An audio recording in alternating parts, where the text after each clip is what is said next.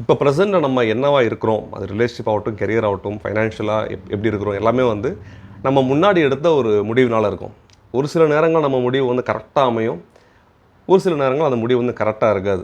So தப்பான முடிவுகள் வந்து நிறைய நேரங்கள் நமக்கு வந்து ரிக்ரெட்டாக இருக்கும். இதை நான் வந்து கொஞ்சம் யோசிச்சு எடுத்துருக்கலாமோ, தப்பான டெசிஷன் எடுத்துன்னு சொல்லிட்டு ரிக்ரெட் பண்ணிகிட்டே இருப்போம். பட் வாட் இஃப் நமக்கு ஒரு ஆப்ஷன் கொடுத்து எந்த முடிவை நான் எடுக்கலன்னு நான் வருத்தப்பட்டுருக்கணும், அதே முடிவு எனக்கு எடுக்க முடிஞ்சு அந்த வாழ்க்கை எப்படி இருந்திருக்கும் அப்படின்ற அப்படி பார்க்குற மாதிரி ஒரு ஆப்ஷன் இருந்தால் எப்படி நான் ரியாக்ட் பண்ணுவேன்? இப்போ ரிக்ரெட் பண்ணுற மாதிரி அப்பவும் ரிக்ரெட் பண்ணிருப்பேனா? ஸோ இந்த ஐடியா, இந்த கான்செப்டில் வந்து மிட் நைட் லைப்ரரி அப்படின்ற ஒரு லிட்ரேச்சர் வந்து எழுதப்பட்டிருக்கு. நிறைய பேருக்கு வந்து நிறைய டிப்ரெஸ்டாக இருக்கிறவங்களுக்கு வந்து இந்த பாஸ்ட்டை பற்றி யோசிச்சுருக்கிறவங்க வந்து நிறைய பேருக்கு ரொம்ப ஹெல்ப்ஃபுல்லாக இருந்துச்சுன்னு சொல்லியிருக்காங்க.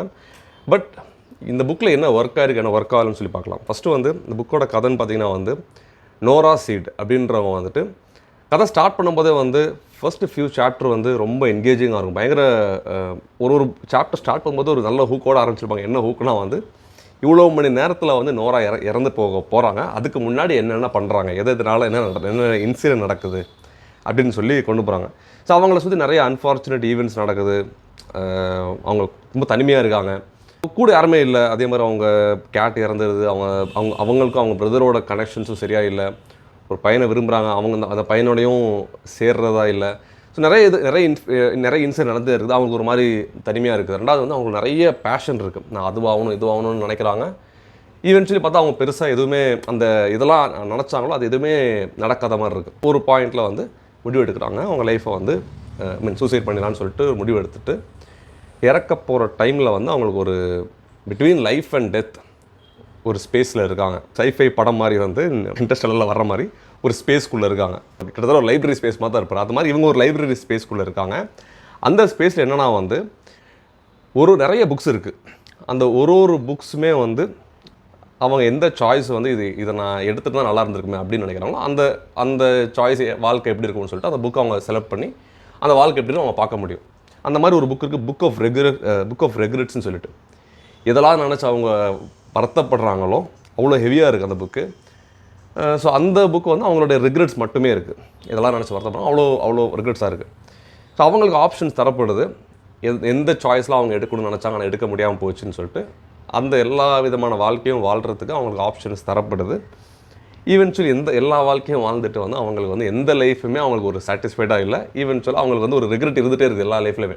இந்த ஸ்டோரிக்கு என்ன மாதிரி சொல்ல வருவாங்கன்னா வந்து நமக்கு அதாவது எதர் வந்து அவங்களுக்கு எந்த மாதிரி லைஃப் கொடுத்தாலும் வந்து அவங்களோட பர்சனாலிட்டி அதுதான். ஸோ சிச்சுவேஷன் டெசிஷன்ஸ் மாறுறதுனால வந்து அந்த பர்சனாலிட்டி மாறி இருக்காது. பாஸ்ட்டில் வந்து நான் அதாவது ஒரு படம் இருக்கும், நேற்று இன்று நாளுன்னு ஒரு படத்தில் அந்த கான்செப்டை காமிச்சிருப்பாங்க. ஒரு டைம் லேப்ஸில் வந்து பின்னாடி போய் நான் இந்த டெசிஷன்ஸை மாற்றிருந்தால் என்ன நடந்திருக்கும். ஈவென்ச்சுவலாக அவன் ரியலைஸ் பண்ணுவான், அவன் லைஃப்பில் வந்து இதெல்லாம் நடந்துச்சோ அது எல்லாமே நன்மைக்கு கரெக்டாக தான் இருந்திருக்கும். அவன் போய் ஒன்று மாற்றுறதுனால தான் அதில் பயங்கர சிக்கலாக இருந்திருக்கும். ஸோ ஈவென்ச்சுவலாக வந்து whatever is happening is for குட்ன்ற மாதிரி அந்த படத்தில் காமிச்சிருப்பாங்க. அந்த கான்செப்ட் தான் வந்து இந்த மிட் நைட் லைப்ரரிலையும் எக்ஸ்பிளைன் பண்ண ட்ரை பண்ணியிருப்பாங்க. பட் ஒன்றுனா வந்து எப்படி இனிஷியல் சாப்டர்ஸ் வந்து எவ்வளோ தூரம் இன்ட்ரெஸ்டிங்காக போயிட்டு இருந்துச்சோ அந்த லைப்ரரி இப்போ அவங்க ஒரு லைஃப்பையும் வந்து அவங்க அதை பார்த்து வர்றது வந்துட்டு அது ஒரு லைஃப் லெசனை காமிக்கிறது அது ரொம்ப ஒரு மாதிரி மோனோட்டோனஸாக போட மாதிரி இருக்குது. இனிஷியலாக இருந்த அந்த என்ன சொல்கிறது என்கேஜிங் வந்து போக வந்து இட் பிகம் மோர் ரிப்பீட்டேட்டிவாக ஆன மாதிரி ஆயிடுச்சு. ஸோ நிறைய பேர் ரிவ்யூஸ் என்னடா வந்து ஒரு லிட்ரேச்சர் அப்படின்றதுக்கு மேலே இது மோர் வந்து ஒரு செல்ஃப் ஹெல்ப் புக் மாதிரி போயிடுது. ஒரு புக்லேயே வந்து இதுதான் அவனோட பாடன்ற மாதிரி அந்த மாதிரி ஆயிடுச்சுன்ற மாதிரி சொல்லியிருப்பாங்க.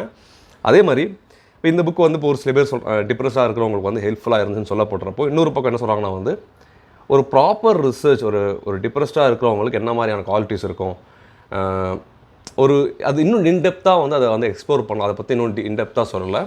ஸோ அது ரொம்ப பேசிக் லெவலில் இருக்குதுன்னு சொல்லியும் இதை பற்றி கிரிட்டிசிசம் வைக்கப்படுது. பட் புக்கோட அந்த ஐடியா வந்து ரொம்ப பிடிச்சிருந்துச்சி. வாட் இஃப் நம்ம பாஸ்ட் ரிக்ரெட்டை வந்து நிறைய நமக்கு போட்டு இது பண்ணிட்டே இருக்க மாதிரி இருக்கும்.